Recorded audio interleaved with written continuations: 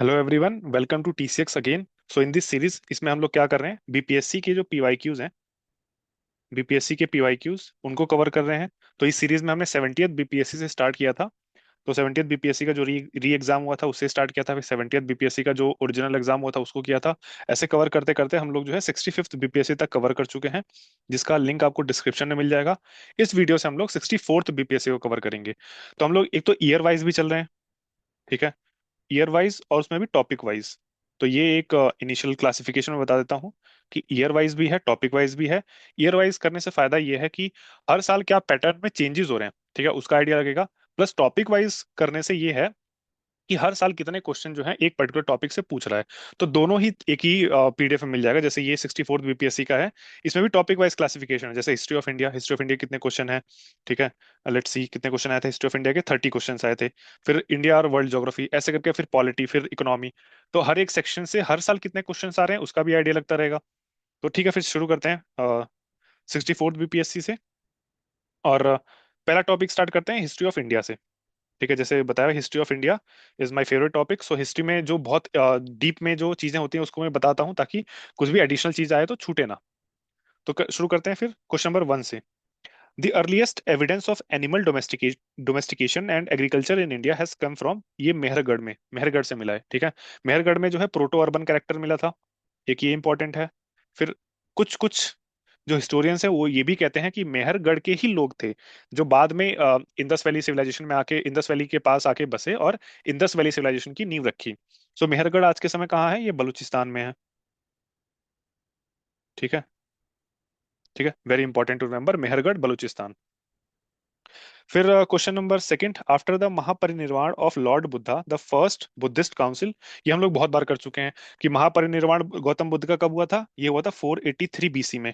और जैसे ही वो उनकी मृत्यु हुई उसी साल जो है वो ऑर्गेनाइज किया गया फर्स्ट बुद्धिस्ट काउंसिल। अच्छा, इनका महापरिनिर्वाण हुआ हुआ कहाँ था, हुआ था कुशीनगर में, ठीक है। और सेम ईयर में फर्स्ट बुद्धिस्ट काउंसिल ऑर्गेनाइज की गई थी कहाँ पे, राजगृह में। किसने की थी, ये किया था अजात शत्रु ने, ठीक, अजात शत्रु ने। सेकंड बुद्धिस्ट काउंसिल जो है वो एग्जैक्टली 100 ईयर्स लेटर किसने की थी, काल अशोक ने कहाँ की थी, वैशाली में। थर्ड बुद्धिस्ट काउंसिल कहाँ हुई थी, 250 बीसी में, पाटलिपुत्र में अशोक ने किया था। फोर्थ बुद्धिस्ट काउंसिल का एग्जैक्ट डेट नहीं मिलता है, वो फर्स्ट सेंचुरी एडी में कनिष्क ने किया था, कुंडलवन विहार।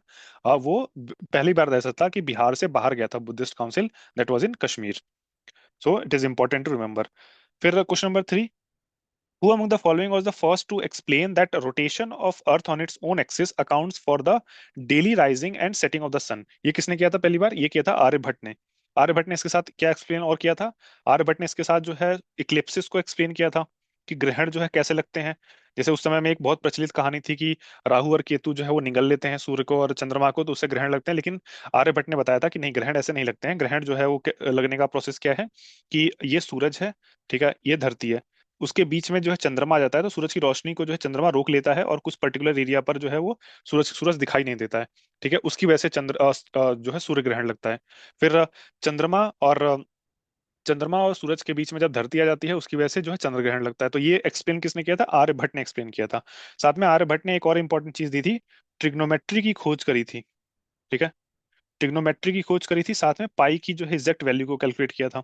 साथ में बाद में जो भास्कर जो है, भास्कर भी एक मैथमेटिशियन थे, इन्होंने ट्रिग्नोमेट्री की जो वैल्यूज थे उनको रिफाइन किया था। आगे कोसाइन और साइन की जो टेबल होती है, ठीक है, कोसाइन और साइन की टेबल, उसको कंस्ट्रक्ट किया था। ये भी एक इंपॉर्टेंट मैथमेटिशियन है इंडिया में। ब्रह्मगुप्त, ये भी एक मैथमेटिशियन है। वराहमिहिर भी एक मैथमेटिशियन है। ये चंद्रगुप्त सेकंड के जो है, चंद्रगुप्त सेकंड के दरबार में थे। हालांकि आर्यभट्ट किसके दरबार में थे इसको लेके थोड़ा डाउट रहता है, क्योंकि कई जगह सोर्सेज में बोलता है कि आर्यभट्ट जो है वो चंद्रगुप्त सेकंड के दरबार में थे, बट चंद्रगुप्त सेकंड तो 415 एडी में ही उनकी मृत्यु हो जाती है और आर्यभट्ट का जन्म ही 476 एडी में होता है। सो दोनों में बहुत डिफरेंसेस है। हालांकि कुछ हिस्टोरियन का मानना यह है कि कुमारगुप्त एक जो रूलर हुए हैं, हालांकि उनके दरबार में भी नहीं थे, लेकिन कुमारगुप्त ने नालंदा यूनिवर्सिटी का एस्टेब्लिशमेंट किया था। और ये कुमारगुप्त जो है वो चंद्रगुप्त सेकंड के बाद में हुए थे, बहुत बाद में हुए थे। तो कुमारगुप्त ने नालंदा यूनिवर्सिटी का एस्टेब्लिशमेंट किया था। उसके बाद जो है स्कंदगुप्त है, स्कंदगुप्त के भी बाद जो है वो आर्यभट्ट थे। और आर्यभट्ट जो है नालंदा यूनिवर्सिटी के चांसलर भी रहे हैं। So very important to remember ये सारी चीजें।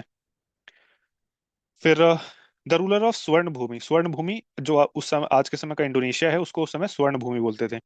उस समय का रूलर कौन था, उस समय का रूलर जो है वहां पे एक शैलेंद्र डायनेस्टी रूल करती थी, शैलेंद्र डायनेस्टी, ठीक है। शैलेंद्र डायनेस्टी, ये इंपॉर्टेंट है याद करना। शैलेंद्र डायनेस्टी, उसके रूलर थे बालपुत्र देव। ये रहे बालपुत्र देव। ठीक है। इनको जो है देवपाल ने ग्रांट किए थे 5 विलेजेस। ठीक है, नालंदा में नालंदा महाविहार बनाने के लिए। ठीक है, अब जब गोपाल का पाल डायनेस्टी का देख रहे हैं तो पाल डायनेस्टी के इंपॉर्टेंट जो रूलर थे उनको देख लेते हैं। गोपाल जो है वो फाउंडर थे इसके। उन्होंने दो इंपॉर्टेंट मोनेस्ट्री बनाई थी, एक उदांतपुरा, उदांतपुरी, उदांतपुरी, और एक सोमपुरा महाविहार। ठीक, सोमपुरा महाविहार। ठीक है। उसके बाद जो है गोपाल के बाद आते हैं धर्मपाल। ठीक है, धर्मपाल आते हैं, ये क्या करते हैं, विक्रमशिला यूनिवर्सिटी को स्टैब्लिश करते हैं। ठीक है, और नालंदा यूनिवर्सिटी जो अपना वैभव खो चुकी थी उसको रिवाइव करते हैं। ठीक है, नालंदा को रिवाइव किया था इन्होंने, वेरी इंपॉर्टेंट। फिर बाकी देवपाल, देवपाल जो है वो उसके थर्ड रूलर हैं। देवपाल ने जो क्या किया था, शैलेंद्र डायनास्टी के जो रूलर थे बालपुत्र देव, उनको जो है नालंदा में 5 गांव दिए थे नालंदा महाविहार बनाने के लिए। ठीक है, वेरी इंपॉर्टेंट टू रिमेम्बर। और ये पाल और राष्ट्रकूट और गुर्जर प्रतिहार, ये ट्राइपार्टाइट स्ट्रगल में भी इन्वॉल्व थे कन्नौज के लिए। ठीक। फिर क्वेश्चन फिफ्थ है, who among the following first issued gold coin on a large scale. अच्छा, लार्ज स्केल से पहले एक चीज और देख लेते हैं कि जो अर्थशास्त्र है, अर्थशास्त्र जो है वो स्वर्ण मुद्राओं की यानी गोल्ड कॉइन्स का जिक्र करता है, लेकिन हिस्टोरियंस का ऐसा मानना है कि हिस्टोरियन जो है हिस्ट्री को जब कंस्ट्रक्ट करते हैं तो दो सोर्सेज को चेक करते हैं। एक तो लिटरेरी सोर्सेज, और उसका एविडेंस अगर आर्कियोलॉजिकल सोर्सेज में मिलता है तो वो मानते हैं कि हाँ ये सत्य है। लेकिन अर्थशास्त्र में जो लिटरेरी सोर्सेज मिले हैं कि गोल्ड कॉइन्स यूज होते थे, लेकिन उसका कोई आर्कियोलॉजिकल सोर्स नहीं मिला है। तो स्टूडेंट्स का मानना है कि उस समय गोल्ड कॉइन्स नहीं थे। तो first to issue gold coins in India वो कौन थे, इंडो ग्रीक्स थे। ठीक है। एंड लार्ज नंबर पे सबसे ज्यादा कॉइन इशू करने वाले कौन थे, वो थे कुषाण। ठीक है। तो कुषाण के फाउंडर कौन थे, कुषाण के फाउंडर थे खजूला खटपाइसिस। ठीक है, उन्हीं के पुत्र थे आगे जो सेकंड राजा बने थे, वीमा खटपाइसिस। इनके समय जो है सबसे ज्यादा गोल्ड कॉइन्स इशू हुए थे, तो ये थे वीमा खटपाइसिस। ठीक है। और वीमा खटपाइसिस के आगे चल के जो रूलर बने होते कनिष्क। ठीक है, कनिष्क, और फिर उसके बाद जो है हविष्क, और फिर वासुदेव, ये रूलर थे इनके। वासुदेव जो है लास्ट इंपॉर्टेंट रूलर थे इनके, कुषाणों के। ठीक। फिर पुष्यमित्र शुंग, ये तो शुंग डायनेस्टी के थे जिन्होंने मौर्य डायनेस्टी के जो अंतिम राजा थे बृहद्रथ, उनको मार के जो है शुंग डायनेस्टी का एस्टेब्लिशमेंट किया था 185 बीसी में। ठीक है। मिनांदर जो है ये कौन है, मिनांदर जो है फर्स्ट इंडो ग्रीक है। और इनके और एक नागसेन नाम के एक बुद्धिस्ट मॉन्क थे, उनके बीच में कन्वर्सेशन हुआ था, उसी को मिलिंद पान्हो बोला गया। मिलिंद पान्हो, ये यूपीएससी में भी पूछ चुका है और ये बीपीएससी में भी पूछ चुका है। ठीक। और गौतमीपुत्र सतकर्णी कौन थे, ये सातवाहन डायनेस्टी के 24th रूलर थे। ठीक, वेरी गुड, वेरी इंपॉर्टेंट। फिर question number 6, who wrote Periplus of the Erythraean sea. ठीक है, इसका कोई राइटर नहीं मिला है, अननोन राइटर इसको बोलते हैं, अननोन राइटर। अननोन राइटर ने लिखा है। ठीक है, the writer is not yet been established. ठीक है, तो इसका आंसर तो होगा ई। हालांकि प्लीनी जो है, प्लीनी जो है वो किसके राइटर हैं, वो हिस्ट्री, वो हिस्टोरिकल राइटर थे, हिस्ट्री के राइटर थे। और ये जो है जो एक जोग्राफर थे। ठीक, वेरी इंपॉर्टेंट। और स्ट्रैबो भी, ये भी एक जोग्राफर थे। फिर question number 7, which sultan demanded the half of the crops on the land after the measurement as a revenue. ठीक है, ये जानने से पहले इनके द्वारा किए गए कुछ इंपॉर्टेंट जो रिफॉर्म्स थे वो देख लेते हैं। ये वैसे अलाउद्दीन खिलजी नाम है। तो अलाउद्दीन खिलजी ने क्या किया था, दो इंपॉर्टेंट चीजें करी थी। एक तो जो इक्तादारी था, इक्तादारी इल्तुतमिश ने स्टैब्लिश किया था, उसको स्टॉप कर दिया था। ठीक है, iqta was stopped by Alauddin Khilji. Then military में इन्होंने दाग और चेहरा, ठीक है, ये इंट्रोड्यूस किया था। दाग और चेहरा में क्या था, ये था ब्रांडिंग ऑफ हॉर्स। ठीक है, ताकि आइडेंटिटी बनी रहे, ब्रांडिंग ऑफ हॉर्सेस। और चेहरा क्या था, ये सैनिकों के लिए एक आइडेंटिटी कार्ड था, मतलब आईडी कार्ड फॉर सोल्जर्स। ठीक है, आईडी कार्ड फॉर सोल्जर्स। ठीक है, एक ही इंपॉर्टेंट चीज है। फिर बाकी मैं और इसको ऊपर लिख देता हूँ यहाँ। ब्रांडिंग ऑफ हॉर्स, दाग और चेहरा इंट्रोड्यूस किया था, साथ में एक जो है हाउस टैक्स इंट्रोड्यूस किया था जिसका नाम रखा था घरी। ठीक है, हाउस टैक्स। फिर एक चराई जो है ग्रेजिंग का टैक्स इंट्रोड्यूस किया था कि तुम्हारी गाय जो है ज्यादा घास चर जा रही है, तो उसके लिए था चराई टैक्स। ठीक। और 50% ऑफ द प्रोड्यूस को एज अ लैंड रिवेन्यू मांगा था। ठीक है, वही क्वेश्चन पूछा, 50% ऑफ द रिवेन्यू का, ये इंपॉर्टेंट, 50% ऑफ द रिवेन्यू। ठीक, ये मांगा था। दूसरा और इंपॉर्टेंट चीज क्या है कि जो पिछले साल का जो बकाया रिवेन्यू था उसको वसूलने के लिए एक इंपॉर्टेंट इन्होंने डिपार्टमेंट बनाया था, दीवाने दीवाने मुस्तक राज, मुस मुस्तक राज, ठीक है, ये किए बनाया था।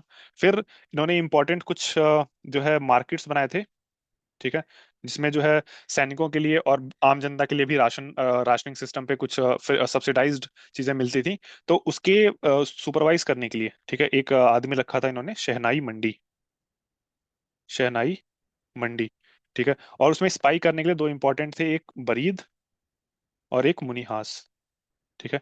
ये सारी इंपॉर्टेंट चीजें याद रखनी है इनके बारे में, किसके बारे में, अलाउद्दीन खिलजी के बारे में। हालांकि और इंपॉर्टेंट चीजें हैं, लेकिन इसी को बताने लगेंगे तो इसी में पूरा लेक्चर निकल जाएगा, ठीक है।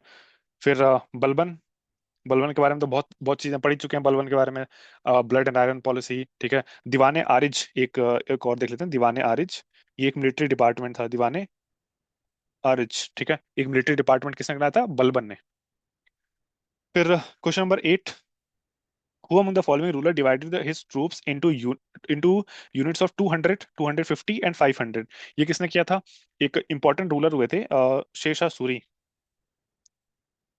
शेरशाह सूरी, जो 1540 से लेकर 1545 तक रूलर थे, और कलिंजर की का किला फतह करने गए थे, वहां पे उनकी मृत्यु हो गई थी, ठीक है। इन्हीं के जो है गोदलिये पुत्र थे इस्लाम शाह, ठीक। उन्होंने जो है ये स्टैब्लिशमेंट किया था, जो बाद में शेरशाह जो सू डायनेस्टी के रूलर बनते हैं इस्लाम शाह, उन्होंने इसको डिवाइड किया था अपने ट्रूप्स को 200, 250 और 500 की यूनिट्स में। फिर question number 9, which sultan was reputed to be Akbar of Kashmir? ठीक है, अकबर तो कश्मीर तो बोलते हैं सुल्तान जैनुल अबिदीन को, ठीक है। और इससे रिलेटेड एक और इंपॉर्टेंट है जो 65th वाले बीपीएससी में क्वेश्चन पूछा हुआ भी है, कि last Muslim ruler of Kashmir कौन था? वो थे यूसुफ शाह चक, ठीक है, जिनको अकबर ने ही निर्वासित कर दिया था, और उनको नालंदा में बाद में जो है दफनाया गया था, ठीक। ये क्वेश्चन भी पूछा हुआ है, एज इट इज क्वेश्चन पूछा हुआ है, नालंदा में दफनाया हुआ है, ठीक है, इसको भी याद रखना है, वेरी इंपॉर्टेंट। फिर क्वेश्चन नंबर 10 जो है वो क्या है, शेख बहाउद्दीन जकारिया, शेख बहाउद्दीन जकारिया जो है एक तो सुहरावर्दी सिलसिला के थे, और ये फेमस किस लिए थे? क्योंकि सुहरावर्दी सिलसिला के फाउंडर हैं ये, ठीक, founder of Suhrawardi Silsila in South Asia, second, in South Asia, ठीक है, he is the founder of Suhrawardi Silsila in South Asia, ठीक है। और इससे रिलेटेड एक और दो चीज, तीन चीजें और देख लेते हैं, कि अच्छा, एक कश्मीर से रिलेटेड एक इंपॉर्टेंट बुक है, वो एक यहाँ बताता हूँ मैं, राज तरंगिनी, राज तरंगिनी, ये हिस्ट्री ऑफ कश्मीर है, इसको लिखा था कल्हान ने, ठीक है, ये है। उसके बाद जो है एक दारा शिकोह का एक नाम आता है इंपॉर्टेंट, दारा शिकोह, ठीक है। ये किस सिलसिला के थे? ये थे कादरी सिलसिला के, ठीक। और औरंगजेब, औरंगजेब किस सिलसिला का था? ये था नक्शबंदी, ठीक है। तो ये सारी चीजें याद रखनी है, एज इट इज क्वेश्चन पूछ सकता है, ठीक, वेरी इंपॉर्टेंट। फिर चिश्ती सिलसिला के फेमस तो है निजामुद्दीन औलिया है, ठीक है, उसके अलावा जो है शेख सलीम चिश्ती। फिर question number 11, who stated that 5,000 to 20,000 men worked for 40 years to build the palace of 40 pillars at Allahabad? ठीक है, किसने किया था? विलियम फिंच ने किया था, ठीक, वेरी इंपॉर्टेंट टाइम। और उसके बाद मनुकी, मनुकी एक इटालियन ट्रैवलर था, ये किसके टाइम पे आया था? ये शाहजहां के टाइम पे आया था, ठीक है। और इसने अपने अ, जो बुक्स हैं उसमें लिखा हुआ है कि जब दारा शिकोह को औरंगजेब ने मार के दफनाया था, कहाँ दफनाया था? वो दफनाया था हुमायूं के मकबरे में, ठीक है। तो एग्जैक्ट लोकेशन उसने मेंशन किया था, मनुकी ने किया था, ठीक है। और ट्रेवर्नियर, ट्रेवर्नियर कहाँ का था? ट्रेवर्नियर जो है वो फ्रांस का था, ठीक है, ये फिजिशियन था, और इसने बाद में ये भी शाहजहां के समय आया था, ठीक है। और ये जो है अब्दुल हामिद लाहौरी, ठीक है, ये भी शाहजहां से रिलेटेड है, इसने एक बुक लिखी थी पादशाह नामा, बादशाह नामा, ये किससे रिलेटेड है? ये भी शाहजहां से रिलेटेड है, ठीक है, इसको भी याद रखना है।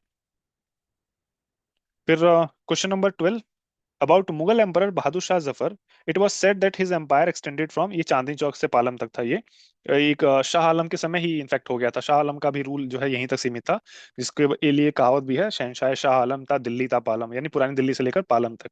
पालम कहाँ है? जहाँ आज के समय जो दिल्ली का इंटरनेशनल एयरपोर्ट है, वो पालम जगह है, ठीक। फिर question number 13, who began the Faraizi movement? ठीक है, फराइजी मूवमेंट का हुआ था 1818 में हुआ था, ठीक है, हाजी शरीयतुल्लाह ने। ये भी क्वेश्चन पूछा हुआ है, as it is I think 70th में या 69th में पूछा हुआ है, ठीक, इसको याद रखना है। फिर सर सैयद अहमद खान, ये अलीगढ़ मूवमेंट के फाउंडर थे, ठीक है। साथ में मोहम्मद एंग्लो ओरिएंटल कॉलेज बनाया था 1800 1975 में, जो बाद में चल के अलीगढ़ मुस्लिम यूनिवर्सिटी बनता है 1920 में। ठीक, ये इंपॉर्टेंट है इससे रिलेटेड। फिर नेक्स्ट क्वेश्चन जो है कि who among the following did not rebel against the British east India companies control over them. ठीक है, कौन था वो? Obviously Nizam of Hyderabad. ठीक है। और एक इंपॉर्टेंट फैक्ट चीज थी, सब्सिडरी अलायंस। सब्सिडरी अलायंस, ठीक है, ये कब आई थी? ये आई थी ये रिचर्ड वेलेस्ली, लॉर्ड वेलेस्ली जो था गवर्नर जनरल, उसने बनाया था। कब बनाया था? 1898 से लेकर, और नॉट 1898, इसका रूल जो था 1798 से 1798 से लेकर 1805 तक इसका रूल था। इसने बनाया था सब्सिडरी अलायंस, जो कि एक ब्रेन चाइल्ड था किसका? अ, जो फ्रेंच के गवर्नर था डुप्लेक्स, उसका ब्रेन चाइल्ड था। लेकिन इसको इम्प्लीमेंट किसने किया था? वो किया था रिचर्ड वेलेस्ली ने।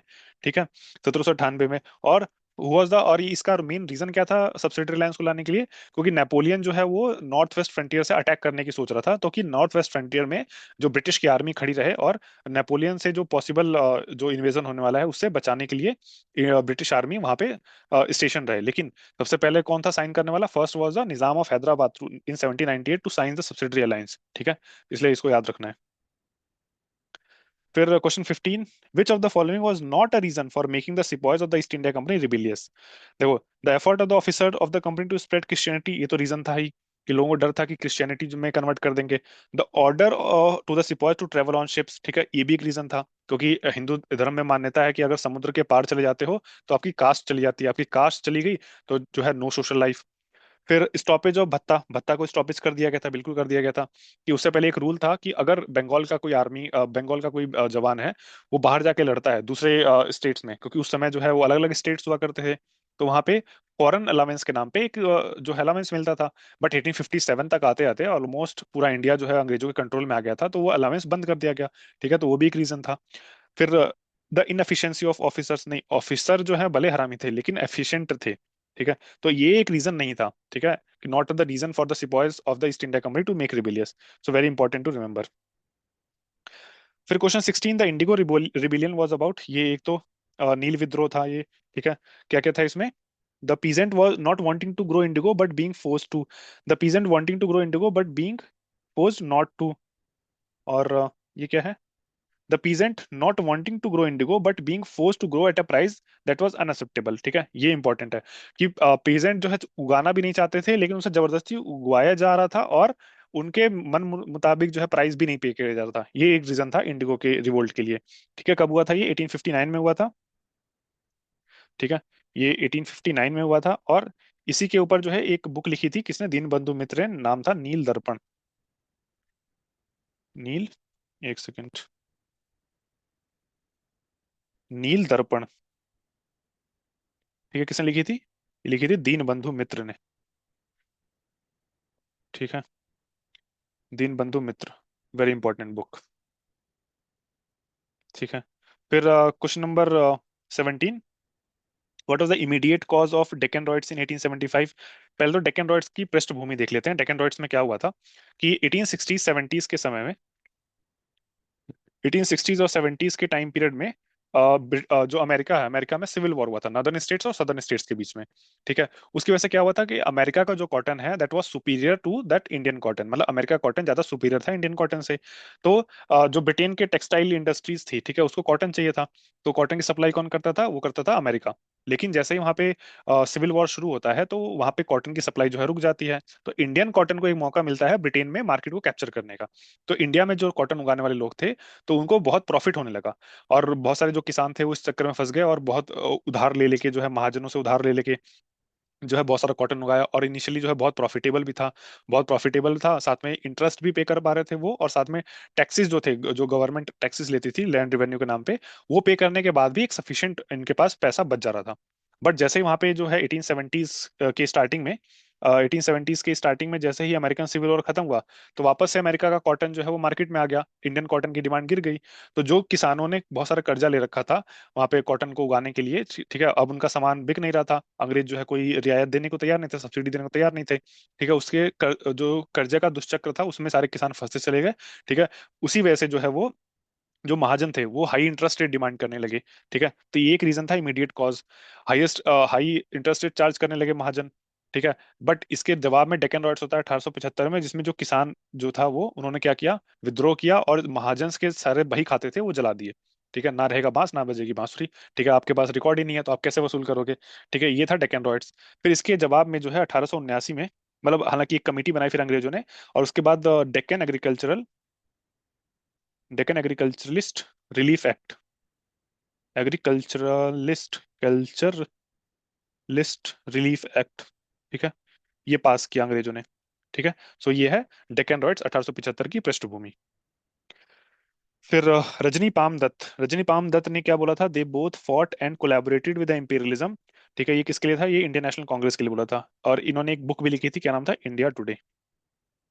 रजनी पाम दत्त। ठीक, वेरी इंपॉर्टेंट टू रिमेम्बर।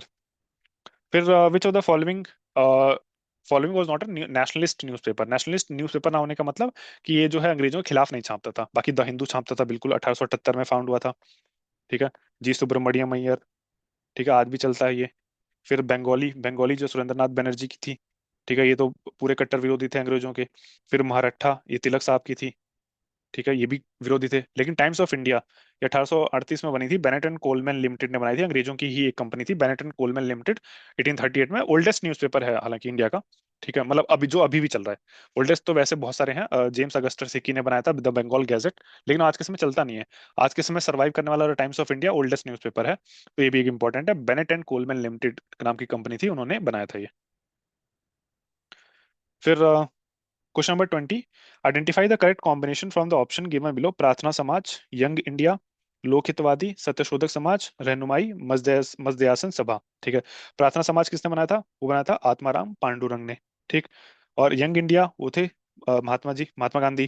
फिर लोकहितवादी इसको बोलते हैं, लोकहितवादी नाम भी है इनका, साथ में लोकहितवादी के नाम से एक मैगजीन भी चलाते थे, गोपाल हरि देशमुख। फिर सत्यशोधक समाज ऑब्वियसली ज्योतिबा फुले। ठीक है, इनकी एक बुक भी है गुलामगिरी। ठीक है, फिर रहनुमाई मजद आसन सभा, ये क्या था, एक ये पारसी रिफॉर्म, एक पारसी और ऑर्गेनाइजेशन था। ठीक है, इसके फाउंडर कौन थे, ये थे नौरोजी फिरदौंजी। ठीक है, तो इंपॉर्टेंट, ये सारे इंपॉर्टेंट नाम है, इसको ध्यान रखना है। आंसर इसका बी। हालांकि इसमें बीपीएससी ने बहुत चालाकी करी है, तीन चार क्वेश्चन को मिक्स करके जो है एक ही क्वेश्चन बना दिया। सेम अगला क्वेश्चन भी ऐसे किया इन्होंने, क्वेश्चन नंबर 21, कि करेक्ट कॉम्बिनेशन बताना है एडिटर्स का न्यूज़पेपर का। ठीक है, द हिंदू के कौन थे एडिटर, वो थे जे सुब्रमण्यम अय्यर। केसरी के कौन थे, तिलक साहब थे। ठीक है, बंगाली के जो है एस एन बनर्जी थे। ठीक है, हिंदुस्तानी के कौन थे, ये थे गंगा प्रसाद वर्मा जो है हिंदुस्तानी के थे। और सुधारक के कौन थे, ये थे गोखले साहब। ठीक है, गोपाल कृष्ण गोखले। हालांकि इसका आंसर जो है वो क्या है, द हिंदू के सुरेंद्रनाथ बनर्जी तो नहीं है, बंगाली के सुरेंद्रनाथ बनर्जी हैं। तो इसमें करेक्ट ऑप्शन कौन सा होगा, ऑप्शन होगा ये डी, सुब्रमण्यम अय्यर, ये द हिंदू के, द बाल गंगाधर तिलक जो है वो किसके हैं, केसरी के। ठीक है, और सुरेंद्र नाथ बनर्जी जो है वो किसके हैं, सुरेंद्र नाथ बनर्जी वो बंगाली के हैं। ठीक है, गंगा प्रसाद वर्मा किसके हैं, हिंदुस्तानी के, और गोपाल कृष्ण गोखले हुआ सुधारक के। ठीक है, वेरी इंपॉर्टेंट टू रिमेंबर। फिर question number 22, the Bal Gangadhar Tilak came to be known as Lokmanya, Lokmanya. ठीक है, अच्छा इसमें एक डाउट है। कुछ लोग बोलते हैं कि जब ये रैंड का मर्डर केस हुआ था 1897 में, जब इनके पास पहली बार जो है वो लगा था, इनके ऊपर देशद्रोह का मुकदमा लगा था, उस समय दिया गया था। But some historian says that 1916 में जो होम रूल लीग चलाया था इन्होंने, उसके दौरान इनको लोकमान्य तिलक का टाइटल दिया गया था। सो ये कंटेस्टेड क्वेश्चन है, इसका आंसर हालांकि बीपीएससी ने दिया है E, none of the above. So answer इसका नन ऑफ द अबव मारेंगे। ठीक, फिर ये क्वेश्चन इंपॉर्टेंट है। Who wrote the book poverty and British rule in India. ठीक है, इसी में इन्होंने ड्रेन ऑफ वेल्थ थ्योरी दी थी। किसने दी थी, drain of wealth theory, drain of wealth theory. ठीक है, ये थे दादा भाई नरोजी। फिर आरसी दत्त की एक बुक है, आरसी दत्त की बहुत इंपॉर्टेंट बुक है, इकोनॉमिक हिस्ट्री ऑफ इंडिया। ठीक है, इकोनॉमिक हिस्ट्री ऑफ इंडिया। ठीक है, फिर बिपिन चंद्र पाल की एक बुक है, the new economic menace,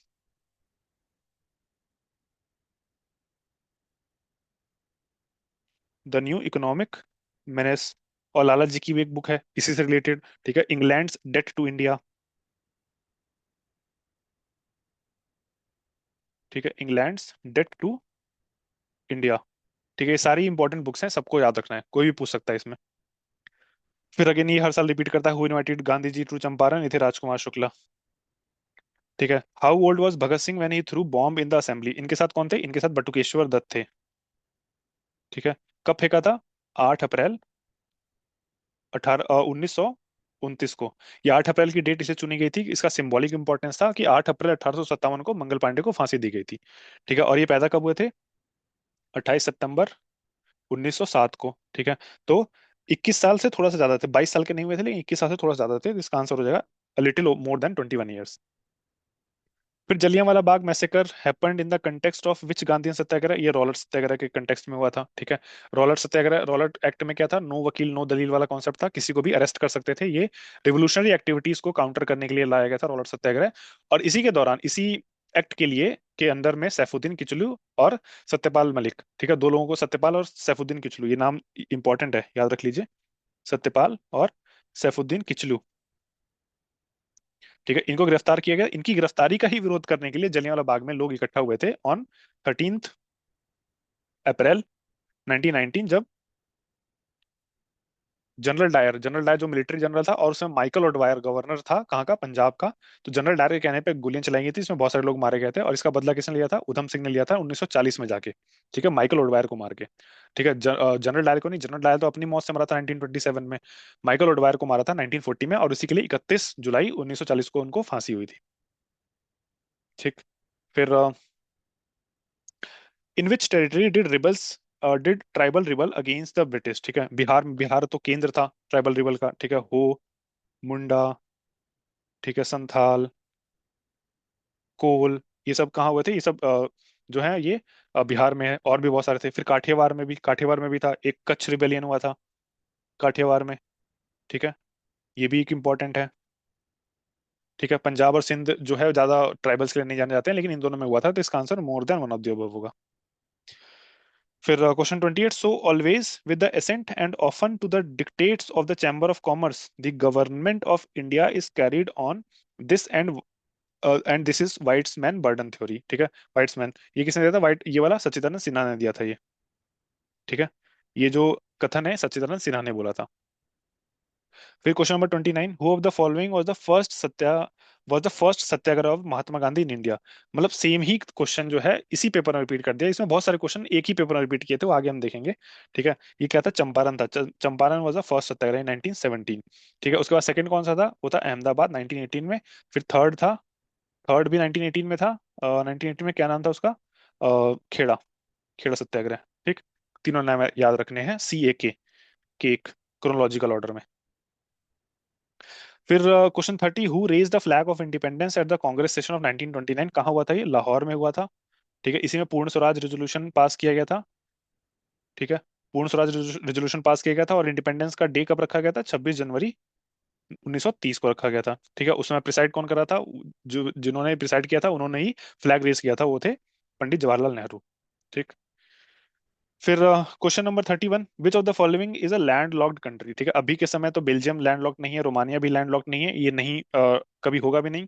Hungary इस समय लैंड लॉक्ड है, और यूक्रेन अगर पुतिन के साथ समिट होता है ये अलास्का में, इसका ट्रम्प का, तो हो सकता है यूक्रेन भी लैंड लॉक्ड बन जाए, लेकिन अभी के समय तो आंसर इसका बी है। हो सकता है इन फ्यूचर इसका answer more than one of the above हो जाए। ठीक है। फिर question number 32, which one among the following is the largest island in area? ठीक है। हालांकि इसमें से, इनमें सबसे बड़ा आइलैंड तो नहीं है, लेकिन इनमें से फॉलोइंग में सबसे बड़ा है बोर्नियो। ठीक है। और सबसे बड़ा कौन सा है? सबसे बड़ा है ग्रीनलैंड एक तो। ठीक है। और सेकंड नंबर पे कौन है? New Guinea, new Guinea. ठीक है। ये न्यू गिनी आइलैंड जो है वो सबसे सेकंड नंबर पे है। ठीक है। स्पेलिंग के लिए स्पेलिंग देख लीजिएगा। ग्रीनलैंड फर्स्ट पे है, न्यू गिनी सेकंड पे है, बोर्नियो जो है वो थर्ड लार्जेस्ट है। ठीक है। और ग्रेट ब्रिटेन जो है वो नाइन्थ पोजीशन है इसकी आइलैंड के मामले में। सुमात्रा जो है वो सिक्स्थ पोजीशन है। ठीक है। हालांकि ग्रेट ब्रिटेन से बड़ा हॉन्शू है, हॉन्शू जो है 8th नंबर पे आता है, जो जापान का वन ऑफ द 4 आइलैंड में से एक इंपॉर्टेंट आइलैंड है। फिर मेडागास्कर जो है वो फोर्थ पोजीशन पे आता है। तो इनमें से अगर पूछेगा तो बोर्नियो। ठीक। बोर्नियो और सुमात्रा दोनों किसके हैं? बोर्नियो सुमात्रा जो है वो इंडोनेशिया के हैं। हालांकि बोर्नियो में जो है वो 3 देश हैं। इंडोनेशिया तो है ही, साथ साथ मलेशिया का भी पार्ट है और ब्रुनई का भी पार्ट है। फिर question number 33, in which of the following areas Mediterranean climate does not prevail? ठीक है। मेडिटेरेनियन क्लाइमेट कहाँ होगा? समुद्र किनारे। पंपास क्या है? पंपास एक ग्रास लैंड है। ठीक।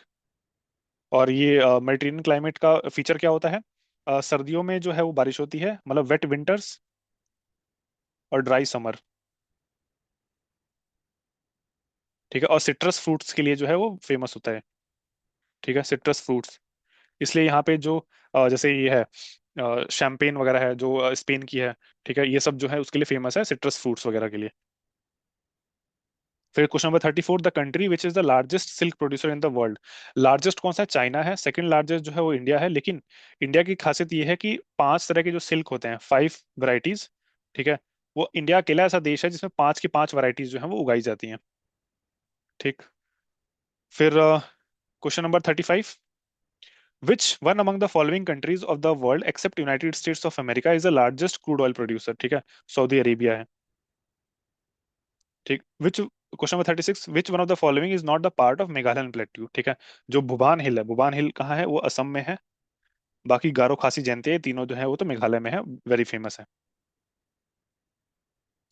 फिर क्वेश्चन नंबर 37 क्या बोलता है? The pass which is situated at the highest elevation. ठीक है, इसमें कौन सा है? नाथुला। नाथुला कहाँ है? सिक्किम। सिक्किम में है। ठीक है, यहीं पे एक फेमस इंपॉर्टेंट 1967 के जो स्कर्मिशेस हुए थे इंडिया और चाइना के बीच में, वहीं हुए थे। और यहीं पे बाबा हरभजन सिंह का एक मंदिर है जो बहुत फेमस है। ऐसा बोला जाता है कि उनकी आत्मा अभी भी ड्यूटी करती है। ठीक है, इनका नाम सर्च करिएगा, बहुत फेमस नाम है, Baba Harbhajan Singh. He died in 1967 कि जो स्कर्मिशेस हुए थे उसमें इनकी मृत्यु हो गई थी। इसमें वीर गति को प्राप्त हुए थे। फिर question 38, karewa soil which are useful for cultivation of zafran. जाफरान क्या है? लोकल वैरायटी ऑफ सेफ्रॉन है, मतलब केसर की एक वैरायटी है, वो कहाँ है? कश्मीर में। ठीक है, करेवा सॉइल कश्मीर में। ठीक। फिर as per the 2011 census, the urban population percentage of the total population of India वो कितना था? 31% था। ठीक, 2011 सेंसस के हिसाब से। अभी जो नया सेंसस का डेटा आएगा तो मोस्ट प्रोबेबली मुझे लगता है कि कहीं ना कहीं 35 से 40 के बीच में होना चाहिए। ठीक है, अब वो सेंसस का डेटा आएगा तो ही पता लगेगा, लेकिन 35 से 40 के बीच में कोई फिगर आना चाहिए मेरे हिसाब से। फिर question 40, which among the following states of India is called sugar bowl. ठीक है, अच्छा, शुगर में दो इंपॉर्टेंट चीजें हैं। एक तो शुगर केन के प्रोडक्शन में कौन हाईएस्ट है? वो है उत्तर प्रदेश। शुगर केन ज्यादा होता है। और महाराष्ट्र में क्या है? प्रोसेस ज्यादा होता है, वहां पे फैक्ट्री ज्यादा है, तो शुगर का प्रोडक्शन जो है महाराष्ट्र में सबसे ज्यादा है। ठीक, हालांकि ये दोनों नंबर 1 नंबर 2 पे रहते हैं। उत्तर प्रदेश शुगर केन में नंबर 1 है, और शुगर केन में महाराष्ट्र सेकंड पर है। और महाराष्ट्र शुगर में नंबर 1 है, उत्तर प्रदेश सेकंड पर है। ठीक है, शुगर बाउल किसको कहते हैं? उत्तर प्रदेश को कहते हैं। ठीक, और sugar bowl bowl of the world किसको कहते थे? क्यूबा को बोलते थे। Question 41, in which of the following minerals India in which of the following minerals India lead in the production of the world. ठीक है, ये शीट माइका में जो है वो लीड करता है इंडिया। फिर अगेन एज पर सेंसस 2011 के हिसाब से पूछ रहा है, फीमेल लिटरेसी रेट कितना था? ये था 65.5। ठीक है, मेल का कितना था? हालांकि ये डेटा मुझे इररिलेवेंट लगता है, बट स्टिल 82.14। और टोटल जो था वो था 74.04%। ठीक है, सारे डेटा याद रखने हैं। हो सकता है पूछ ले भाई 2011 सेंसस, क्योंकि अभी नेक्स्ट सेंसस तो हुआ नहीं है। फिर इंडियन पॉलिटी में क्वेश्चन नंबर 43 देखते हैं कि जो नीति आयोग का फुल फॉर्म पूछ रहा है ये। ठीक है, पहले नीति आयोग के बारे में बता देता है कि ये एक एग्जीक्यूटिव बॉडी है। ठीक है, एग्जीक्यूटिव बॉडी है, और किसको रिप्लेस किया है इसने? प्लानिंग कमीशन को रिप्लेस किया है। प्लानिंग कमीशन भी जो है वो क्या था? वो एक एग्जीक्यूटिव बॉडी था। ठीक है, इसका फुल फॉर्म क्या है? National institution for transforming India. ठीक है, national institution for transforming India. फिर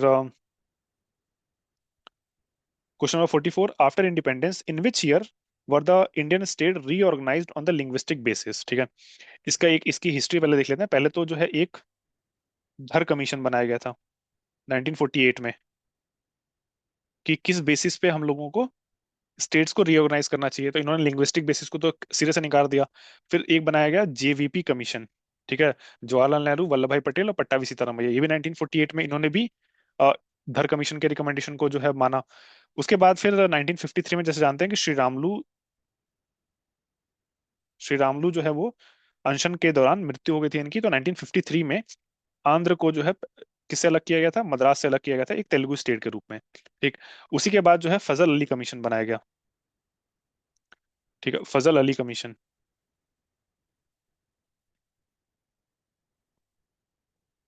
फजल अली कमीशन बनाया गया 1953 में।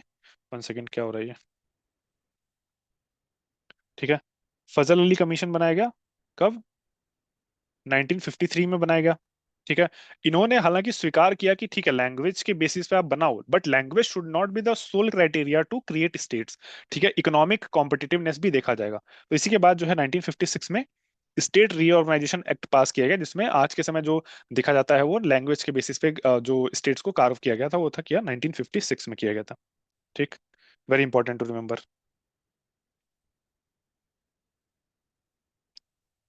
फिर क्वेश्चन 45, अ जज ऑफ द सुप्रीम कोर्ट, ये दिख रहा है, ठीक है। जज ऑफ सुप्रीम कोर्ट में resign his office by writing to the president, ठीक है, प्रेसिडेंट को लिख के करते हैं। और ऑब्वियसली वाइस प्रेसिडेंट भी करेंगे। वाइस प्रेसिडेंट अभी जगदीप धनखड़ जी का इस्तीफा हुआ तो ये भी पूछ सकता है वाइस प्रेसिडेंट किसको लिखते हैं, वो प्रेसिडेंट को लिखते हैं। किस आर्टिकल के तहत? 67 क्लॉज ए। फिर हु वाज द, अच्छा अटॉर्नी जनरल फिर 76 आर्टिकल 76 में स्टैब्लिश किया गया। Who was the first chairman of the backward classes commission? वो थे काका केलकर कमीशन, ठीक है, कब हुआ था? 1953 में। उसके बाद थे मंडल कमीशन। फिर question 47, the chairman of the state public service commission, ठीक है, स्टेट पब्लिक सर्विस कमीशन के चेयरमैन का किससे बनते हैं? वो गवर्नर अपॉइंट करते हैं। ठीक है। यूपीए चेयरमैन ऑफ यूपीएससी कौन करता है? प्रेसिडेंट करते हैं। और joint public service commission, joint public service commission जो है वो कौन, उसको कौन अपॉइंट करता है? वो भी प्रेसिडेंट करते हैं। लेकिन तीनों को हटाने की पावर किसके पास है? प्रेसिडेंट के पास है। भले गवर्नर अपॉइंट कर रहे हैं स्टेट के, और जो स्टेट का पब्लिक सर्विस कमीशन है, लेकिन हटाने की पावर नहीं है उनके पास। हटाने की पावर भी प्रेसिडेंट के पास ही है। तीनों को हटाने की पावर प्रेसिडेंट के पास है, इसको भी याद रखना है, पूछ सकता है। फिर in order to be chosen as a member of Lok Sabha कितना साल होना चाहिए? 25 साल होना चाहिए। राज्यसभा के लिए जो है वो 30 ईयर्स होना चाहिए। 21 साल किसके लिए है? वो लोकल सेल्फ गवर्नमेंट, जो म्यूनिसिपैलिटी और पंचायत के लिए। 18 ईयर्स किसके लिए है? 18 ईयर्स तो वोटिंग के राइट है। और अभी कौन सा देश है जो 18 से घटाकर 16 करने की सोच रहा है? वो यूके है। फिर गवर्नर के किसको अपॉइंट करते हैं वो पूछा था, अब गवर्नर कौन अपॉइंट करता है वो पूछ लिया, राष्ट्रपति करते हैं। फिर क्वेश्चन नंबर 50, कि in which article of the constitution of India was the provision for reservation of schedule caste in the Lok Sabha made? ठीक है, शेड्यूल कास्ट के लिए किस में है? आर्टिकल 330 में है। 332 में जो है एसटी के लिए है। ठीक है। 331 में जो एंग्लो इंडियन के लिए था, जिसको 104th अमेंडमेंट से हटा दिया गया है अब। ठीक है। और बाकी फिर नेशनल एक national commission for schedule caste and schedule tribe करके एक कमीशन बनाया गया था, कॉन्स्टिट्यूशनल बॉडी थी, लेकिन आर्टिकल 338 के अंदर। लेकिन 89th अमेंडमेंट से दोनों को अलग किया गया। 89th अमेंडमेंट में दोनों को अलग किया गया। और national commission for schedule caste वो बन हो गया 338 में, जो national commission for schedule caste. और 338 ए में हो गया national commission for schedule tribe. उसके बाद 102nd अमेंडमेंट से national commission for backward classes को भी कॉन्स्टिट्यूशनल स्टेटस दे दिया गया। हालांकि ये पहले से एग्जिस्ट करता था, 1993 में आया था, लेकिन स्टैट्यूटरी स्टेटस था उसको। इसके साथ इसको कॉन्स्टिट्यूशनल स्टेटस दिया गया। और कौन से आर्टिकल के अंदर? 338 बी के अंदर में। ठीक है, तो ये सारे आर्टिकल याद रखने हैं। फिर the president is the part of parliament. Parliament के तीन पार्ट होते हैं, लोकसभा, राज्यसभा और राष्ट्रपति।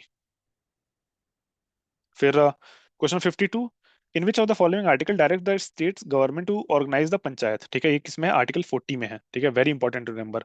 फिर आर्टिकल 15 में क्या है? आर्टिकल 15 में बोलता है एग्जीक्यूटिव और जुडिशरी के बीच में separation of power. Executive judiciary के बीच में। 48 में क्या है? वो काउ स्लॉटर और उसके साथ साथ एनवायरनमेंट के प्रोटेक्शन के लिए, फॉरेस्ट वगैरह के प्रोटेक्शन के लिए। ठीक है। 33, 34, 35 को देख लेते हैं एक बार। लेट्स सी, इसको हटाते हैं। ठीक है। आर्टिकल 33 क्या बोलता है? कि जो फंडामेंटल राइट्स हैं किसके? आर्म्ड फोर्सेस के। ठीक है, उनको सस्पेंड करने की बात बोलता है। ठीक है, उनको सस्पेंड किया जा सकता है। फिर 34 क्या बोलता है? कि फंडामेंटल राइट सस्पेंड हो सकते हैं किसके दौरान? आम इंसान के भी हो सकते हैं, किसके दौरान? मार्शल लॉ के दौरान। ठीक। और आर्टिकल 35 क्या बोलता है? कि फंडामेंटल राइट से रिलेटेड कानून बनने का अधिकार किसके पास है? ठीक है, लॉ मेकिंग राइट किसके पास है? वो है पार्लियामेंट के पास। ठीक। सो वेरी इंपॉर्टेंट, ये तीनों आर्टिकल, इसको कोई ध्यान नहीं देता ना, तो ये तीनों है। बाकी 32 तक तो सबको याद रहता है, 32 जो कॉन्स्टिट्यूशनल रेमेडी का है। ठीक है, 12 से लेकर 32 सबको याद रहेगा। लेकिन 12 से लेकर 35 तक है फंडामेंटल राइट। ठीक है, ये तीनों आर्टिकल भी याद रखने हैं। फिर question number 53, in which year state Jharkhand came into force? 2000 में आया था ये, 15 नवंबर को। 15 नवंबर को क्यों? क्योंकि 15 नवंबर को जो है वो बिरसा मुंडा का जन्म दिवस है और जनजातीय गौरव दिवस मनाया जाता है। Then question number 54, in which of the following years was the Sarkaria commission which was empower to recommend the changes in centre state relation. ठीक है, बना किस किस साल था? 1983 में बना था। ठीक है, फॉर्म हुआ था। और 1987 सबमिट रिपोर्ट सबमिट करने के बाद का 1987 में रिपोर्ट सबमिट किया था। ठीक है, इसके रिकमेंडेशन के बाद जो है इंटर स्टेट काउंसिल बनाया गया। Inter state council. ठीक है, कौन सा आर्टिकल के अंदर? आर्टिकल 263 के अंडर में। ठीक है, वेरी इंपॉर्टेंट आर्टिकल है 263, इंटर स्टेट काउंसिल। इसको तीनों को याद रखना है। ठीक है, और बाकी सरकारी कमीशन के अलावा दो और इम्पोर्टेंट कमीशन है जो जो सेंट्रल स्टेट रिलेशन के लिए है। एक तो राजमन्नार कमीशन, जो मद्रास की गवर्नमेंट ने अपॉइंट किया था, राजमन्नार कमीशन। ठीक है, और एक था पुंछी कमीशन 2007 में। ठीक है, और आजादी से पहले 1927 में बनाया गया था बटलर कमीशन। बटलर कमीशन हालांकि सेंट्रल स्टेट के लिए नहीं था, लेकिन बटलर कमीशन क्या था? प्रिंसली स्टेट और ब्रिटिश रूल्ड स्टेट्स के बीच में जो रिलेशन है उसको उसके लिए बनाया गया था। फिर question 55, under which of the following article is the formation of finance commission? Article 280। ठीक है, 280 के अंदर में the attorney general of the India is appointed by president. ठीक है, प्रेसिडेंट अपॉइंट करते हैं। फिर क्वेश्चन नंबर 57, इंडियन इकोनॉमी का। ये 12 5 ईयर प्लान 2017 में खत्म हुआ था, और ये क्वेश्चन पेपर 2018 का, इसलिए ये क्वेश्चन पूछा गया था। तो उसमें एग्रीकल्चर का जो ग्रोथ रेट रखा गया था, ठीक है, कितना रखा गया था? 4% का टारगेट लिया गया था। फिर गवर्नमेंट का मेक इन इंडिया का क्या एम था भाई? मैन्युफैक्चरिंग को बढ़ावा देने के लिए। ठीक है, ये ब्यूरोक्रेटी ये सब कुछ भी नहीं था। ठीक है, मैन्युफैक्चरिंग को बढ़ावा देने के लिए था। ठीक है, 59 क्या था? विच of the following is not an initiative for industrial development? Industrial development के लिए कौन सा इनिशिएटिव नहीं है, पूछ रहा है। मेक इन इंडिया बिल्कुल है, इज ऑफ डूइंग बिजनेस भी है, स्टार्टअप इंडिया भी है, डिजिटल इंडिया भी है। तो इन नन ऑफ द इसका आंसर होगा, इनमें से सारे हैं। फिर क्वेश्चन 60 बोला है providing urban amenities to rural areas. ठीक है, किसने किसने एडवोकेट किया था? एपीजे अब्दुल कलाम ने एडवोकेट किया था।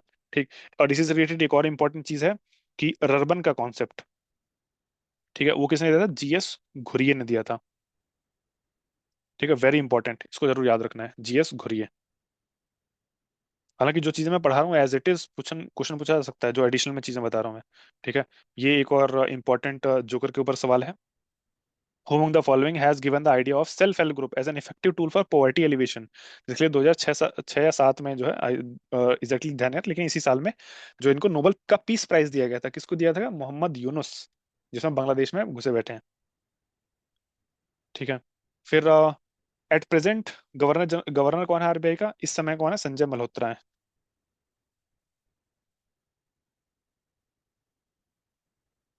Sanjay Malhotra, very important to remember. फिर question 63, which one of the following is the pathway to increase productivity in agriculture? Irrigation, quality seed, use of pesticide, use of fertiliser, सारे ही हैं। ठीक है, फिर क्वेश्चन नंबर 64 क्या था? विच of the following is the objective of MNREGA? MNREGA का objective क्या था? एसेट एसेट बिल्ड तो हो रहा है, लेकिन ऑब्जेक्टिव एसेट नहीं था। माइक्रो इरिगेशन ये भी हो रहा है, लेकिन ये भी नहीं था। वाटर मैनेजमेंट ये भी हो रहा है, लेकिन ऑब्जेक्टिव क्या था? रूरल इनकम को बढ़ावा देना। ठीक है, तो ऑब्जेक्टिव इसका ये रखा गया था। ये हो रहे हैं वो अलग बात है, लेकिन ऑब्जेक्टिव इसका था रूरल इनकम को बढ़ावा देना। मतलब रूरल इकोनॉमी में पैसा अगर पंप किया जाएगा, उससे डिमांड होगी, ऑब्वियसली डिमांड होगी तो इकोनॉमी बढ़ेगी। ठीक, फिर question number 65, which one of the following was not included in the intended objective of the union budget 2017-18? ठीक है, वो 2017-18 का वो था उस समय का, लेकिन आज के समय का 2025-26 के बजट में क्या है? ठीक है, चार इंपॉर्टेंट ग्रोथ ऑफ जो बताए गए हैं, क्या है इंजन ऑफ ग्रोथ? वो बताया गया एग्रीकल्चर को। ठीक है, उसके अलावा एमएसएमई को। ठीक है, उसके अलावा फिर एमएसएमई था, फिर एक्सपोर्ट था। ठीक है, एग्रीकल्चर, एमएसएमई, एक्सपोर्ट और इन्वेस्टमेंट। ठीक है, इन्वेस्टमेंट, ये चार ग्रोथ ऑफ इंजन बताए गए हैं। ठीक है, ये चारों याद रखने हैं, एग्रीकल्चर, एमएसएमई, एक्सपोर्ट और इन्वेस्टमेंट। फिर क्वेश्चन नंबर 66 क्या है? Which one of the following most appropriately describe the nature of green revolution in the late 60s of the 20th century? ठीक है, क्या था ग्रीन रेवोल्यूशन के लिए? ग्रीन ग्रीन वेजिटेबल का वो था नहीं, इंटेंसिव एग्रीकल्चर डिस्ट्रिक्ट ये था, हाई यील्डिंग वैरायटीज का प्रोग्राम था, सीड फर्टिलाइजर वाटर टेक्नोलॉजी, बिल्कुल ये सारे थे। ठीक है, फिर जनरल साइंस पे आते हैं। जनरल साइंस जो है इस साल का 64 का बहुत इंपॉर्टेंट था, इससे रिलेटेड बहुत सारे क्वेश्चन रिपीट भी किए हैं, और जो एडिशनल मैं पॉइंट बताऊंगा उससे रिपीट होने के चांसेस हैं। जनरल साइंस में क्या क्या है? 67 पहले तो। आंगस्ट्रॉम किसकी यूनिट है? आंगस्ट्रॉम जो है वो उसकी यूनिट है, लेंथ की यूनिट है। इसका कितना होता है? मैग्नीट्यूड 10 की रेज़ पावर -10 मीटर। ठीक है। तो एनर्जी क्या मीटर में नापी जाती है? नहीं। वेलोसिटी मीटर पर सेकंड में। ठीक है। फ्रीक्वेंसी ये पर सेकंड में यानी हर्ट्स में। वेवलेंथ नापी जाती है। ठीक है, इसलिए इंपॉर्टेंट याद रखना है। ये रहा फ्रीक्वेंसी आई गया, ये हर्ट्स में नापी जाती है एज इट इज। रिपीट किया है ये क्वेश्चन 65th में या 66th में आई थिंक। फिर क्वेश्चन 69 में क्या करना है? चूज द करेक्ट स्टेटमेंट, कि किसका जो है वेवलेंथ ज्यादा होता है। पहले विब ग्योर देखते हैं। विब ग्योर, विब ग्योर सबने सुना होगा। तो ये जो है इंक्रीजिंग वेवलेंथ, इंक्रीजिंग वेवलेंथ है। ठीक है। रेड का वेवलेंथ सबसे ज्यादा होता है, इसलिए एक इंपॉर्टेंट फिनोमेना सुना होगा, रेड शिफ्ट फिनोमेना। मतलब जो चीज जितनी दूर जा रही है ना, वो उतने रेड होने लगेगा। मतलब इसी को रेड शिफ्ट फिनोमेना बोला गया, कि मतलब इसका एक इंडिकेशन है कि चीज जो है हमसे दूर जा रही है। ठीक। So wavelength of red light is less than violet? नहीं। Wavelength of red light is more than violet light? ये तो है। Wavelength of violet light is more than green light? Violet light का ग्रीन लाइट से ज्यादा है? नहीं। Violet का सबसे कम है। Wavelength of violet light is more than yellow light? नहीं। वेवलेंथ तो ये वॉयलेट का सबसे कम है। ठीक है। तो इसका आंसर क्या होगा? बी होगा इसका आंसर। फिर अगेन ये सेम क्वेश्चन, हालांकि बस नंबर चेंज कर दिया। उसमें 50 डिग्री सेल्सियस पूछा था, यहाँ 40 डिग्री। इसका फॉर्मूला क्या होता है? F = C × 9/5 + 32। तो अगर 40 को यहाँ डालेंगे, तो 40 × 9/5 + 32, ये कट के यहाँ से 8 आएगा। 9 × 72 + 32, 104 डिग्री सेल्सियस। एक और इंपॉर्टेंट क्वेश्चन पूछता है कि -40 डिग्री सेल्सियस पर जो है दोनों सेम हो जाते हैं। -40 डिग्री फ़ारेनहाइट और -40 डिग्री सेल्सियस दोनों सेम नंबर देगा। ठीक है, इस फॉर्मूले में डाल के देख सकते हैं। फिर ये सेम भी, ये भी एज इट इज पूछा है कि इलेक्ट्रिक पावर का भाई यूनिट क्या है? इलेक्ट्रिक पावर का तो वॉट है, जिसको पी से रिप्रेजेंट करते हैं। वोल्ट को जो है वो ये पोटेंशियल डिफरेंस का यूनिट है। एम्पियर जो है वो करंट का है, जिसको आई से रिप्रेजेंट करते हैं। कूलम जो है चार्ज का है, जिसको क्यू से रिप्रेजेंट करते हैं। ठीक है। आई और क्यू में क्या होता है? Charge flowing per unit time is current. ठीक है। और P = VI। ठीक है। Power equal to voltage into current, ये सारा जो है ये है। और V = IR, वोल्टेज करंट और रेजिस्टेंस का एक वो है कॉम्बिनेशन। फिर क्वेश्चन नंबर 72, इलेक्ट्रिक मोटर क्या करता है? इलेक्ट्रिकल एनर्जी को मैकेनिकल एनर्जी में कन्वर्ट करता है। ठीक है। फिर question 73, device to measure electric current. ठीक है। एम्पियर में नापते हैं उसको, तो क्या है? एमीटर। ठीक है। वोल्ट मीटर क्या है? ये पोटेंशियल डिफरेंस को नापता है। ठीक। फिर ये क्वेश्चन इंपॉर्टेंट है। आइंस्टाइन को नोबेल प्राइज किसके लिए दिया गया था? ये फोटो इलेक्ट्रिक इफेक्ट के लिए दिया गया था, ना कि रिलेटिविटी के लिए। फोटो इलेक्ट्रिक इफेक्ट कब फाइंड किया था उन्होंने? 1905 में। लेकिन नोबेल प्राइज जो है 1920 में दिया गया था। ठीक है। किसके लिए? फोटो इलेक्ट्रिक इफेक्ट के लिए, रिलेटिविटी के लिए नहीं। हालांकि रिलेटिविटी इनकी अब तक की सबसे बड़ी खोज है, लेकिन इनको नोबेल प्राइज दिया गया था फोटो इलेक्ट्रिक इफेक्ट के लिए। फिर question 75, which instrument is use to measure humidity? Humidity किससे नापते हैं? हाइग्रोमीटर से नापते हैं। बाकी सबसे क्या नापते हैं? हाइड्रोमीटर से नापते हैं। Specific gravity. ठीक। Specific gravity. पायरोमीटर से क्या नापते हैं? हाई टेम्परेचर से नापते हैं पायरोमीटर से। ठीक है। और लैक्टोमीटर से क्या नापते हैं? मिल्क की प्योरिटी नापते हैं लैक्टोमीटर से। ठीक है। तो ये सारे पूछ सकता है एज इट इज। ठीक है, इन सबको याद रखना है। फिर यूनिट ऑफ प्रेशर क्या होता है? पास्कल होता है या न्यूटन पर मीटर स्क्वायर? ठीक है। Force per unit area is pressure, तो न्यूटन पर स्क्वायर मीटर। ठीक है। फिर question number 77, which of the following has pH 7? Pure water का pH 7 होगा, न्यूट्रल सोल्यूशन का भी pH 7 होगा, बेसिक का मोर देन 7 होगा। ठीक है। और एसिडिक सोल्यूशन का लेस देन 7 होगा। ठीक है। तो इसका आंसर होगा more than one of the above. फिर question number 78, which of the following element does not contain neutrons? ठीक है। पहला जो एलिमेंट है हाइड्रोजन, उसमें न्यूट्रॉन नहीं होता है। ठीक है। हाइड्रोजन का फॉर्मूला क्या होता है? H1 और 1, इसमें एक इलेक्ट्रॉन होगा और एक प्रोटॉन होगा। ठीक है।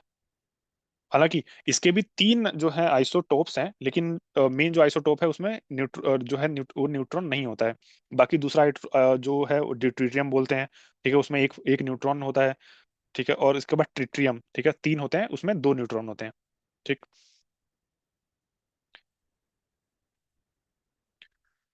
फिर question number 79, who discovered DNA? ठीक है। हालांकि जेम्स वाटसन और फ्रांसिस क्रिक का नाम भी डीएनए से आता है, लेकिन इन्होंने डबल हेलिकल स्ट्रक्चर जो है वो ढूंढा था। डबल हेलिकल स्ट्रक्चर डीएनए को नहीं ढूंढा था इन्होंने। ठीक है, इसलिए ये नाम ये नहीं है, इसका आंसर है ई। किसने ढूंढा था? एक थे जॉन फ्रेडरिक मिशर, 1860s में। ये एक स्विट्जरलैंड के एक केमिस्ट थे, ठीक है, उन्होंने ढूंढा था डीएनए को। John Friedrich Miescher. और जेम्स वाटसन और क्रिक ने डबल हेलिकल स्ट्रक्चर को ढूंढा था, ठीक है। वेरी इंपॉर्टेंट, याद रखना है। फिर ये क्या है? ट्राइग्लिसराइड। ट्राइग्लिसराइड क्या होता है? ये एक फैट होता है ये। ठीक है। फिर ईईजी। ईईजी जो है ब्रेन के लिए होता है, ये जरूर इंपॉर्टेंट याद रखना। हार्ट के लिए जो है ईसीजी होता है। ठीक है। फिर लीवर। लीवर जो है दिया, लीवर क्या निकालता है? बाइल जूस निकालता है। ठीक है। पैनक्रियास क्या निकालता है? इंसुलिन निकालता है।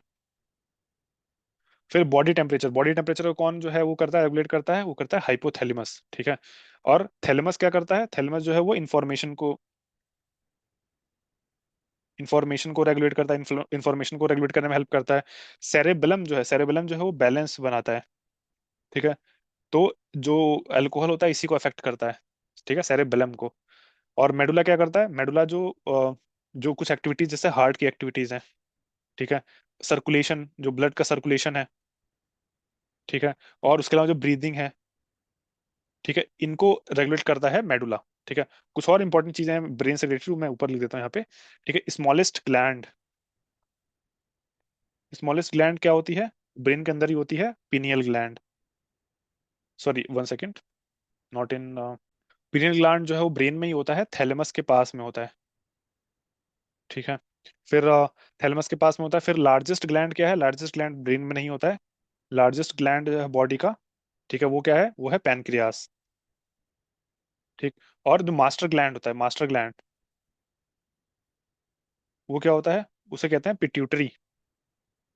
पिट्यूटरी, ये ब्रेन में होता है, इसको हिंदी में पीयूष ग्रंथि बोलते हैं। ठीक है। So very important to remember ये सारी चीजें। फिर क्वेश्चन नंबर 83। ह्यूमन बॉडी में 70% पानी होता है, ठीक है, वेरी इंपॉर्टेंट। अर्थ पर भी 70% पानी होता है। फिर क्वेश्चन नंबर 84, इसे एक जो क्या था, boy ask a girl do you love me, so the girl said no. Then boy asked do you love water, she said yes. Then the boy said you already love 70% of me. ठीक है। फिर question number 84। The main component of green house gas, ठीक है, क्या होता है? Main component green house gas का सारे ही होते हैं। ठीक है। और कार्बन डाइऑक्साइड क्या होता है? 9 to 6% carbon dioxide. Nitrous oxide, ये मीथेन जो होता है 4 to 9%। ठीक है। ओजोन कितना होता है? 3 to 7%। मैक्सिमम होता है वाटर वेपर, वो होता है 36 to 72%। ठीक है, वेरी इंपॉर्टेंट टू रिमेंबर। फिर power house of the cell, ये किसको बोलते हैं भाई? Power house of the cell mitochondria को बोलते हैं। ठीक है। फिर एड्स जो है वो HIV virus, human immuno deficiency virus, ठीक है, वो है एड्स जो वायरस होता है। इसका फुल फॉर्म क्या होता है? Acquired immuno deficiency syndrome. फिर आते हैं हिस्ट्री और कल्चर ऑफ बिहार पे। ये देखेंगे कि ये क्वेश्चन जो है एज इट इज इसी पेपर में रिपीट कर दिया, कि Bihar as an Indian state was formed in 1912 में हुआ था। अभी देखेंगे आगे उसको रिपीट किया है। फिर question number 88। The earliest description of Bakhtiyar Khilji division in Bihar, ठीक है, वो किस में दर्ज है? तबक्कत नसीरी में। तबक्कत नसीरी किसने लिखी थी? उस मिनहाज उस सिराज ने लिखी थी। ठीक है। फिर ये तारीख हिंद किसने लिखी थी? अल बरूनी ने। अल बरूनी कौन है? अल बरूनी जो है महमूद गजनी के साथ आया था। और अल बरूनी की एक और किताब है, किताबुल हिंद। किताबुल हिंद, ये एक्स्ट्रा हाइफन आ गया। फिर जो एक और इम्पोर्टेंट किताब है, ये तारीख मुबारक शाही, ठीक है, ये किसने लिखी थी? याया बिन अहमद सरहिंदी। याया बिन अहमद सरहिंदी। ठीक है। किसके बारे में है ये किताब? ये सैयद डायनेस्टी के बारे में है।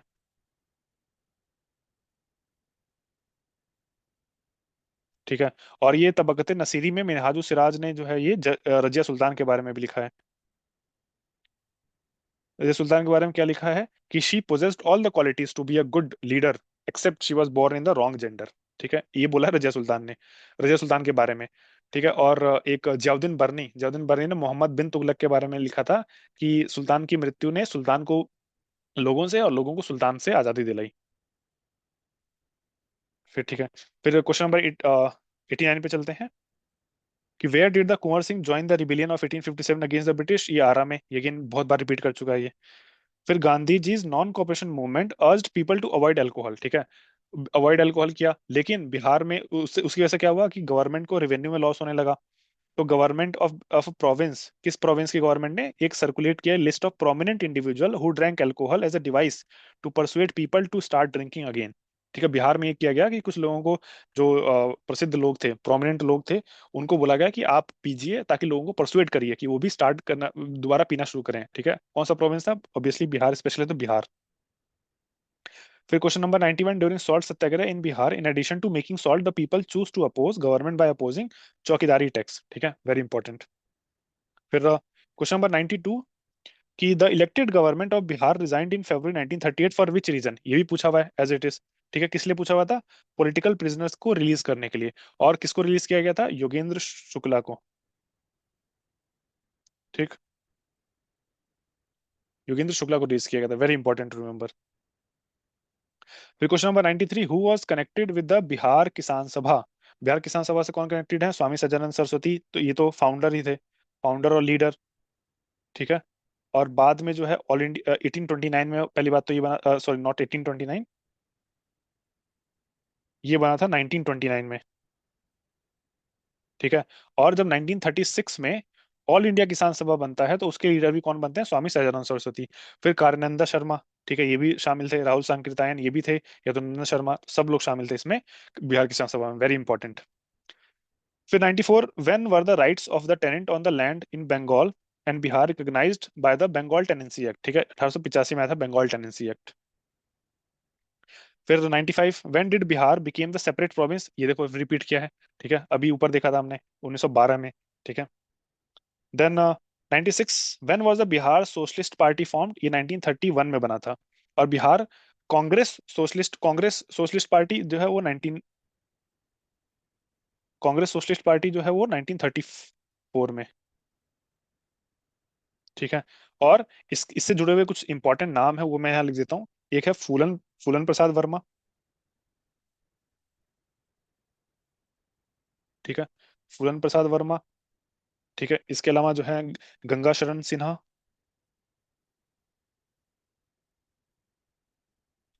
गंगा शरण सिन्हा। उसके बाद राम वृक्ष बेनीपुरी।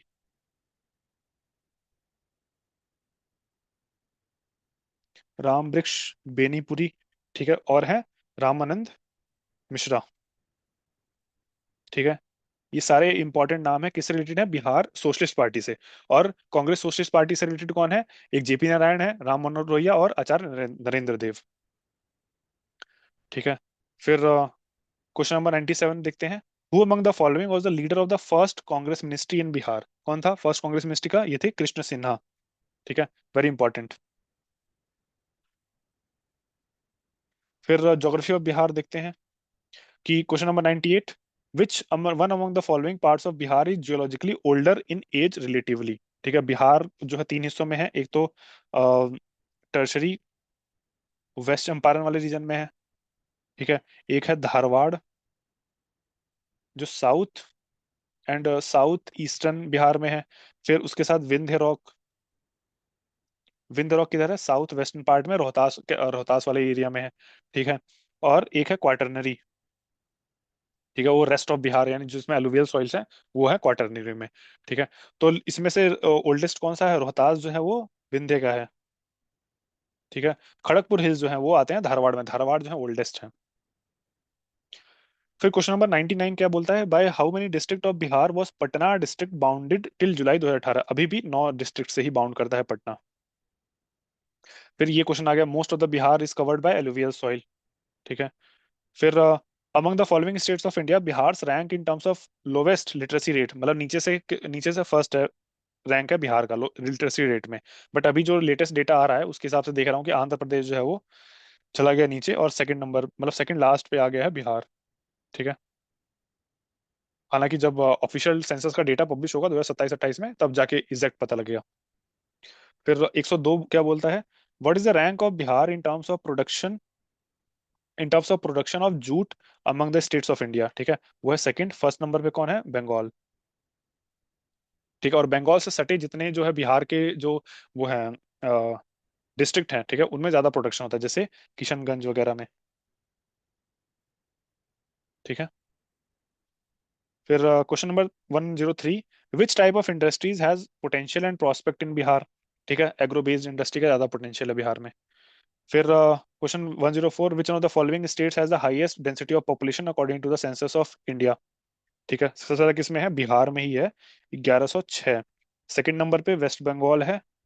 ठीक है, वेस्ट बंगाल में कितना है, 1028। और थर्ड नंबर पे है केरला। ठीक है, 860। ये 2011 सेंसस के हिसाब से बता रहा हूँ, बाद में चेंज हुआ होगा। ठीक है। देन क्वेश्चन नंबर 105, ये क्या बोलता है, what is the sex ratio in Bihar state as per the census of India 2011। वो है 918 है, और इंडिया का कितना है, 943 एज पर 2011 सेंसस। लेकिन अभी जो है नेशनल फैमिली हेल्थ सर्वे हुआ था, लेटेस्ट वाला, उसमें पता लगा कि 1020 हो चुका है इंडिया का सेक्स रेशियो ओवरऑल।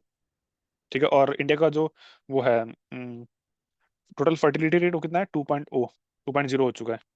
और यूएन का जो पॉपुलेशन का जो डेटा था, ठीक है, उसके हिसाब से 1.9 हो चुका है लेटेस्ट 2024 में। फिर इकोनॉमी ऑफ बिहार को देख लेते हैं, कि बिहार का इकोनॉमिक सर्वे जो है फर्स्ट टाइम का पब्लिश हुआ, 2006-7 में पब्लिश हुआ था। और फर्स्ट स्टेट है बिहार टू पब्लिश जो है इकोनॉमिक सर्वे पब्लिश करने वाला। ठीक, वेरी इंपॉर्टेंट। फिर ये क्वेश्चन नंबर 107, ये सर्विस सेक्टर में हुआ था एफडीआई, लेकिन ये इंपॉर्टेंट डेटा नहीं है। हालांकि अभी भी सर्विस सेक्टर में ही है, सर्विस सेक्टर में ही हाईएस्ट आता है। फिर ये 108 में कितना पॉपुलेशन ऑफ बिहार है एग्रीकल्चर सेक्टर में, अभी भी वो उतना ही है, 80% के अराउंड है। फिर बिहार का ग्रोथ रेट 2016-17 में पूछ रहा है, ठीक है, नॉट इम्पॉर्टेंट डेटा। अभी के समय करीब करीब 10% है। ठीक है, मैं एग्जैक्ट डेटा बता देता हूँ अभी के समय। अभी के समय जो लेटेस्ट डेटा है वो 9.2% का है। ठीक, लेकिन जो बिहार का इकोनॉमिक सर्वे बजट को कवर करेंगे, ठीक है, उसमें जो है एग्जैक्ट डेटा आएगा, तो उसको जरूर देखिएगा। फिर क्वेश्चन नंबर 1010, ये उस समय का लेटेस्ट, उस समय करंट अफेयर था, अभी के समय जरूरी इंपॉर्टेंट नहीं है। फिर एक ये इंपॉर्टेंट है कि सीईओ ऑफ नीति आयोग आज के समय कौन है, आज के समय जो है वो है BVR सुब्रमण्यम। ठीक, और उसके चेयरपर्सन जो है वो कौन है, chairperson ex officio prime minister होते हैं। ठीक है, वेरी इंपॉर्टेंट टू रिमेंबर। और एक वाइस चेयरपर्सन होते हैं। वाइस चेयरपर्सन कौन है, वाइस चेयरपर्सन जो है वो है सुमन बेरी। ठीक है, इनका भी नाम याद रखना, सुमन बेरी और BVR सुब्रमण्यम, आज के समय latest as of now I am recording in August 2025। ठीक है, तो इसके अलावा और कोई तो करंट अफेयर से इंपॉर्टेंट था नहीं, जो उस समय के पर्सपेक्टिव में था इंपॉर्टेंट, आज के समय नहीं है, सब डेटा अपडेट हो चुका है। तो इसी के साथ जो है 64th का बीपीएससी भी हमने कवर कर लिया। नेक्स्ट वीडियो में 63rd बीपीएससी को कवर करेंगे। ठीक है, और बाकी सारे जो इंपॉर्टेंट वीडियोस हैं उसका सारा लिंक जो है डिस्क्रिप्शन बॉक्स में मिल जाएगा। आप जो है टेलीग्राम चैनल ज्वाइन कर सकते हैं फॉर PDF। ठीक है, और फिर ब्लॉग देख सकते हैं फॉर इम्पोर्टेंट इंसाइट्स। तो चलिए शुरू खत्म करते हैं इस वीडियो को, फिर मिलते हैं नेक्स्ट वीडियो में, तब तक के लिए थैंक यू।